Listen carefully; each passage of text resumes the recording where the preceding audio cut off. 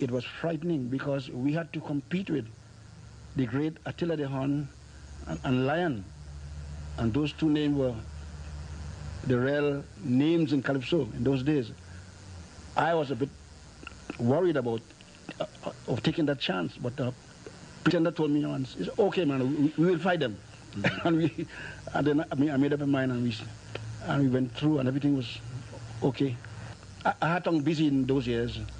Titan Mopsy, Mount Olga, Your Wife Is My Wife, Chinese Never Had a VJD, all those shows. That clip there taken from Calypso Showcase with Alvin Daniel back in the day, and Lord Kitchener is telling us a bit about, you know, the process of opening up the Young Brigade tent with Lord Pretender back in the day. And it's very interesting for me to listen to. When I watched that interview, Kimberly, I saw, you know, the passing of torch from one generation to the next, because he said, you know, even at that time, the big names, Tiller the Hun and these guys, and he was coming up to try and make his way. And now then we saw, you know, from him passing the baton on to other people as the time went on. So it just shows you how it happens with every generation. You know, you have the passing of the guards and the passing of the torch as well. But this morning we want to chat a little bit about the master of double entendre and political satire. And we're going to do so by talking to an author who wrote a book actually in 2012 about the review which became Kitchener's Tent after Young Brigade. He wrote a book in 2012 about the review at 50. Dr. Rudolph Ottley joins us via Zoom this morning. Good morning, Dr. Ottley. Good morning, Rockus and Michelle is your host. It's Kimberly. Kimberly. Kimberly, hi. Sorry, Kimberly. Hi, welcome. No problem. That's Good all right. morning, How are you doing Dr. this morning, Doc? And I said, you know, it's going to be nice to be still in bed, but I'm here to contribute to this discussion on Kitchener. Well, in your book, The Review at 50, you took a dive into the Calypso tent itself and the journey that it took, and of course the role that the Grandmaster played in the Calypso tent. What was one of the most interesting things that you learned along that journey of studying the Review for 50 years? Well, for me, one of the interesting points is the fact that for the first 3 years when Kitchener returned to Trinidad, between 1963 and 66. Initially, he had a contract with Sparrows, with the original Young Brigade, but for reasons unknown, he and Sil Taylor and the Mighty Sparrow had some issues, and he didn't sing with the tent in 1963 nor 64.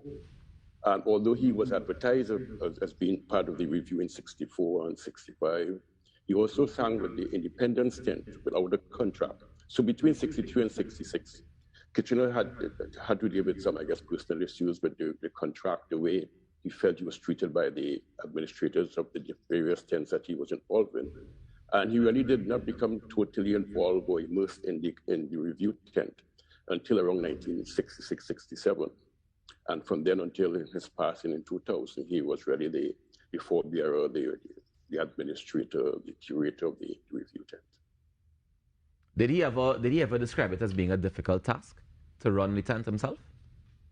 Well, he was ably supported by people like Jazzy Panton and his management team of that time. And therefore, I think his role basically was in the selection of artists, mentoring a number of them, such as like Black Stallion, Scrunter, and some others who worked with him, Pink Panther. You know, so that he played more a mentoring role in the development of the review, and left most of the administrative things to Jazzy Panton and his crew. But that doesn't say that he did not have some input. He did have some input administratively, but again, he understood his role as more mentoring and guiding the young artists. Definitely. You know, it's still very interesting to hear all of these stories that we've been hearing this morning about the Grandmaster. One of the interesting things that I learned over the weekend as well is that I didn't realize that it was only one time that he actually won the Calypso crown, as in the Calypso King title, the Calypso Monarch title. Did he ever express any feeling towards only winning it once, or does the Road March titles balance it off for him? Well, you know, I'm interested that you asked that question, because in 1975, when he won the Calypso King title, a reporter asked him about that particular victory, and the reporter said something to him, something to the effect of, how do you feel winning the crown without the Mighty Sparrow being in the competition? And I think that question came from the fact that previously, in the 4 previous times when he and the Mighty Sparrow were involved in the final of the competition, he was defeated by the Mighty Sparrow. For example, in 1963, the Mighty Sparrow won, and Kitchener came second. In 1964, Bomber won, but both the Mighty Sparrow and Kitchener were tied for third. Then in 1972, the Mighty Sparrow won, Kitchener placed second. And in 1974, the Mighty Sparrow won, and Kitchener placed second, was tied for second with Shadow. But something happened in 1975, if you recall, whereby the Mighty Sparrow had some, what we'll call public abuse at the show on the Carnival Monday, predating the Carnival season, and at the Queen's Park Savannah. And because of that incident, he withdrew from the competition in 1975. And therefore, Kitchener won. And there's some folklore that says to the fact that had Sparrow entered in 1975, which if he had won would have been his fourth year to equal the Mighty Duke's record, and maybe Kitchener may not have won the 75 crown. But again, it's all speculation now. But he felt that in his response to the reporter, he told the reporter that he's accustomed beating Sparrow, which may not have been totally true, in that he did beat Sparrow in most of the road match competitions, but in terms of the Savannah, he's always placed either tied with Sparrow or lower than Sparrow in that competition. Dr. Ottley, hi, Kimberly here. I was just wondering how women would have fared during this time, because of course this was the review tent, and of course it would have been a boys' game, a boys' team at that point in time. How women fared during this time? Well, it's interesting word you use in terms of fear, but the women at that time, in the early days of the review, unless you were of the caliber of Calypso Rose or Francine, women really weren't major members of the cast of the review in the early years. Later on, we had Denise Plummer occupying a major role, and then later, and even that time, we had Eastland Orr. But the review has been one of those tents that took a traditional approach to their cast membership, whereby men were the dominant gender in the tent. Not that they ignored women, but I guess for their own reasons, the men occupied a greater number in terms of that. Later on, though, I think with the Chigalos regime, there seems to be a more liberal approach to the inclusion of more women in the review tent. Now, Dr. Ottley, one of the things that's always very interesting is Kitchener's composition skills and his abilities. I want to play a little clip where he's actually talking about his process in terms of creating and composing social commentary. So just bear with me and take in this clip, and I want to get your feedback on it afterwards.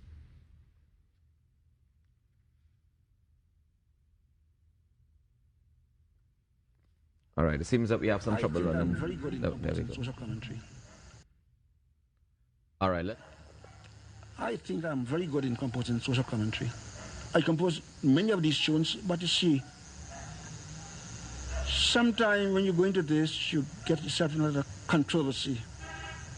And that's the reason why I just stay off of this. I got a lot of enemies to say that thing in those type of tunes, And I think as an artist, you want to be right there with everybody. You don't want to be on any side, you understand? This election was like war among them party.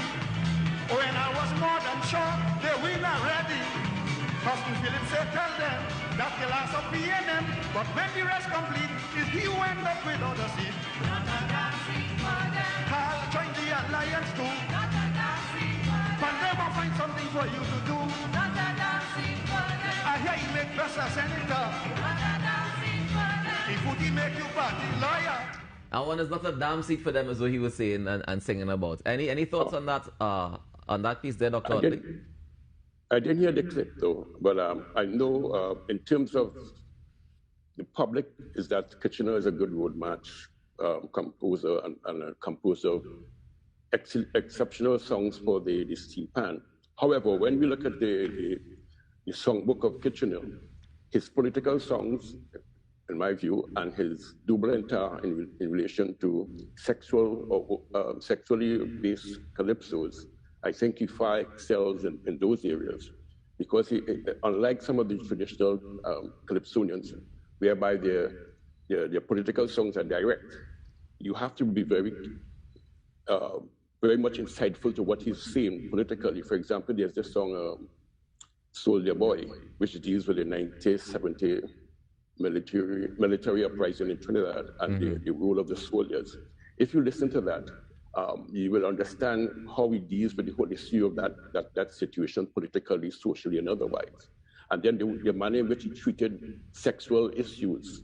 Again, you have to be very much careful as to how you understand it, how you listen to it, what you gather from it, because he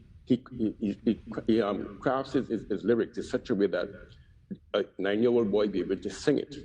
For example, Mount Olga or The River. Anyone can sing those songs. Yeah, Dr. Ottley, one more question before we go. You mentioned that, and you mentioned the creativity and the style that he would have been able to compose these songs with. Do you see any of that legacy being passed on in this generation? No, I think it's a different ballgame. I think it's a totally different ballgame, because one of the outstanding things of that generation of Calypsonians was that most of them, and there's nothing wrong with other people singing other people's songs. Let me clarify that immediately. But most of those Calypsonians were makers of their own calypsos, and they had a particular calypso language. They presented work in a particular way. Nowadays, most of the people who are involved in singing of the calypsos really sing it in a more journalistic way and use paper style, whereby language is different. There's no sense of satire, metaphors in the calypsos of today, whereby Kitchener in particular used colloquialism as a major part of his calypsos.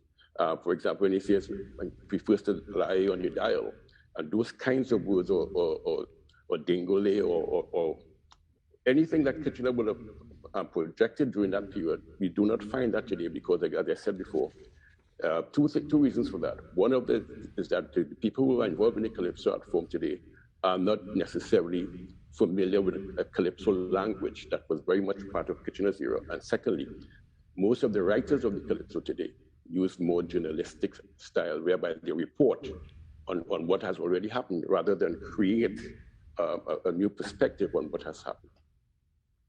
Thank you so much for joining us this morning, Dr. Ottley, and for sharing with us as we celebrate the Grandmaster. Anytime. Very good. Take care. Enjoy the rest of the day. You can get back to bed now and get some rest. All right, take care. That's Dr. Rudolph Ottley, author, and he was sharing with us some information, some of his perspective when it comes to the Grandmaster and what he learned across over the years, because he did extensively study the work of the Grandmaster and of the tent that he would have been running, the review tent. We take a quick break and come back with more inside in our morning show. Stay tuned. Climbing up a mountain high above the sea, find myself approaching a hive killer bee. Climbing up a mountain high above the sea, find myself disturbing a hive killer bee. They bite me on my chin, bite me on my hand. The noise that they making, it sound like steel band. Because of my love for music, I refuse to run, but the bees were not sympathetic. They sting me for fun. Vroom, vroom, killer bee bite me. The killer bee sting me. Them killer bee dread. Vroom, vroom, killer bee choke me. Them killer bee choke me all over me head. Well, I'm feeling the pain, but I'm getting a vibe in my brain. Mama, yo, I start to dance, I start to prance, because the buzzing of the bee formed this beautiful melody. Oh, no, no, no, no.